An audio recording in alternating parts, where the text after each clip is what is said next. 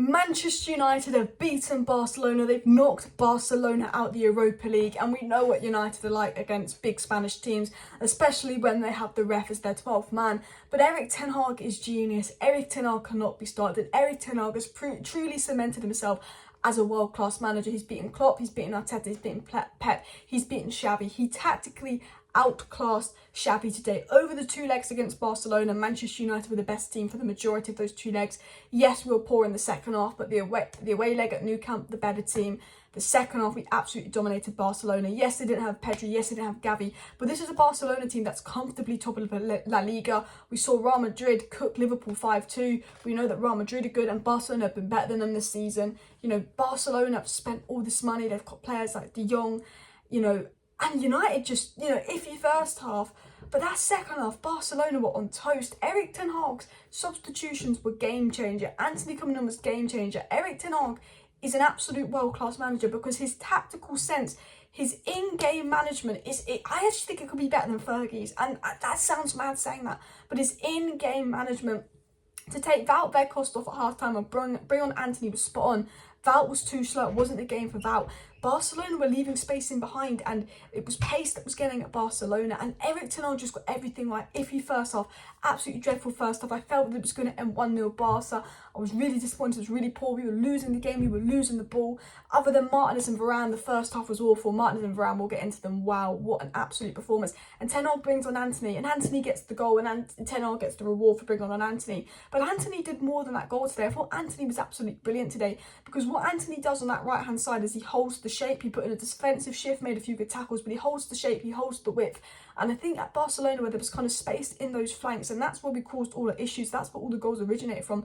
Those flanks, you know, bringing Antony on and actually getting the width there, putting Bruno back in the middle so he's more in control of the game, was really smart move by Ten Hag. And Antony was just the game changer tactic today. And whether you like Antony or not, and yes, he's not the easiest on the eye, yes, he can give the ball away, yes, his finishes are silly, but we see the importance of Antony because he's a system player and he's so integral to Ten Hag's system and the tactics and the way he wants to play, because as a team we play better when Antony's on the right because our shape is better, we get at teams better. And like, I thought Antony was brilliant today. I think he's so integral to Ten Hag's plans, and I think once Ten Hag finishes his rebuild, and hopefully Qatar will be in to help with that, Antony will be significantly important in that. He got the goal today, he put in a defensive shift, really good involvement in the game, and that substitution was absolutely spot on. I don't think Jadon Sancho was at it, I don't think that Weghorst was at it, and I'll be honest, I don't think Rashford was at it, but they all did their bit. I thought Bruno in the second half was fantastic. I have to say, the Garnacho coming on, Garnacho was superb today.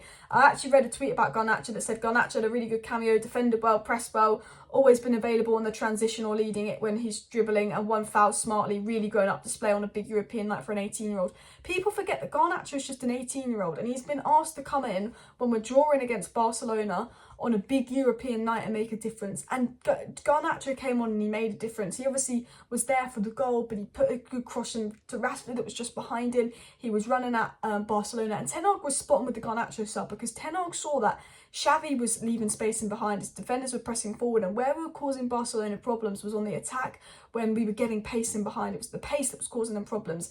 And Sancho isn't a very direct player, whereas Garnacho is. It wasn't the game for Sancho. Sancho's more of a let's break down the low block kind of ticky-tacky player. Garnacho is very much like, I'll run the ball, I get in behind, I'll get it right in the box. Garnacho is a very direct player.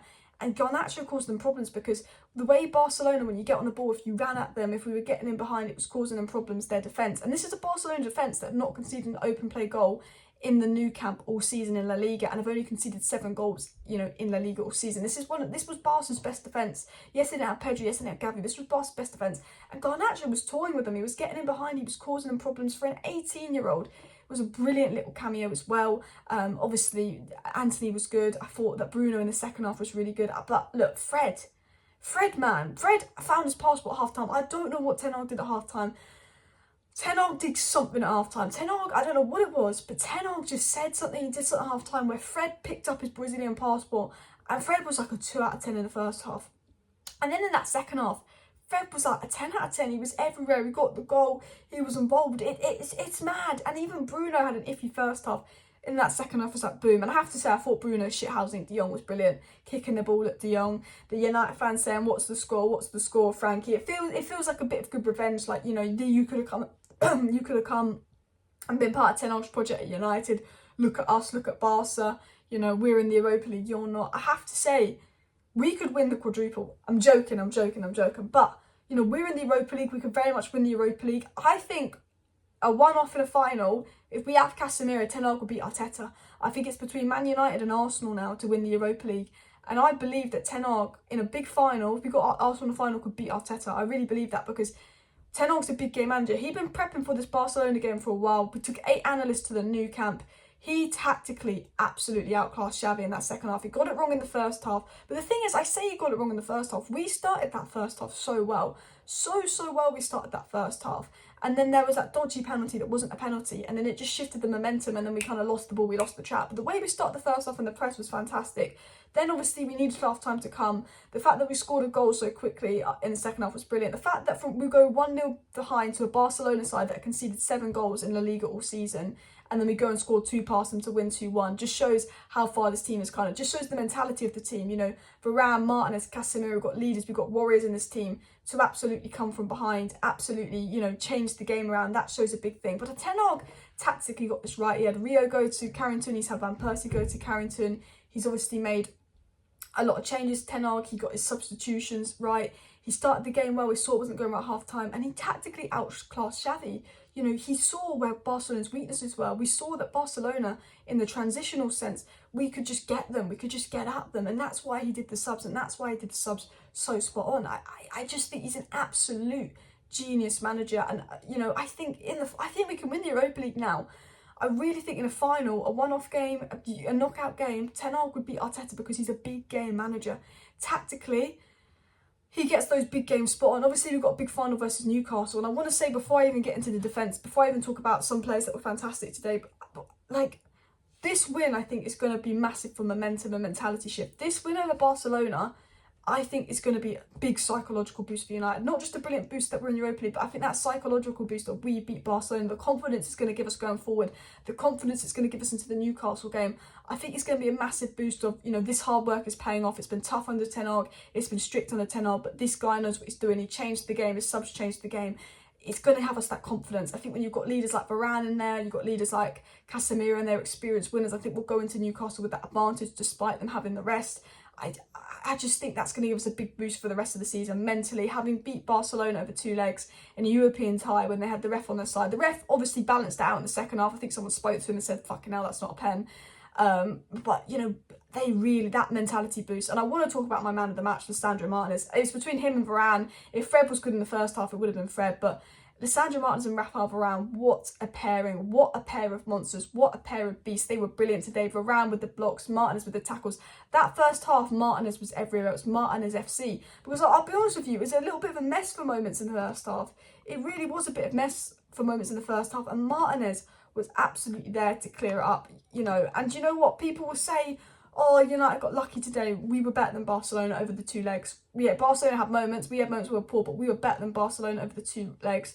And I thought Lisandro Martinez is such a baller. I thought Varane was fantastic as well.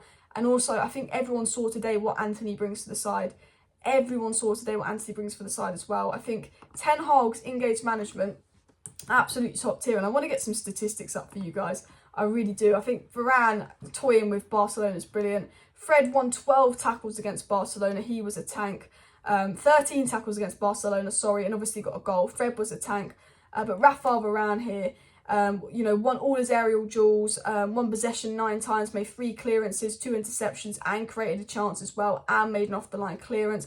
Martinez, 70% dual win rate, but made 63 touches, 35 passes completed, 5 out of 9 long balls completed, 4 clearances and 4 out of 5 tackles won. And why Lisandro Martinez stands out for me is because in that first half, he was the only player that didn't struggle. De Gea struggled in that first half. Wan-Bissaka struggled in that first half to play out from the press. Lisandro Martinez is so good on the ball, so calm.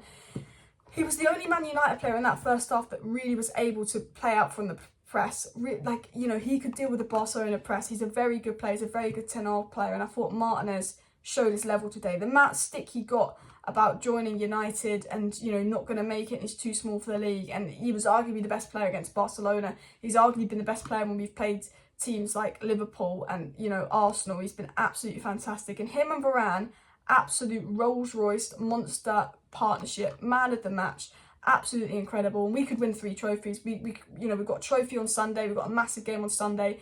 This is going to give us the boost. We could then win the FA Cup, we could then win the Europa League, and we're still in the top 4. You could argue title challenge. I don't see Arsenal and City dropping many points, but United in a good place. And let's just laugh at Barcelona. I'm glad they're knocked out.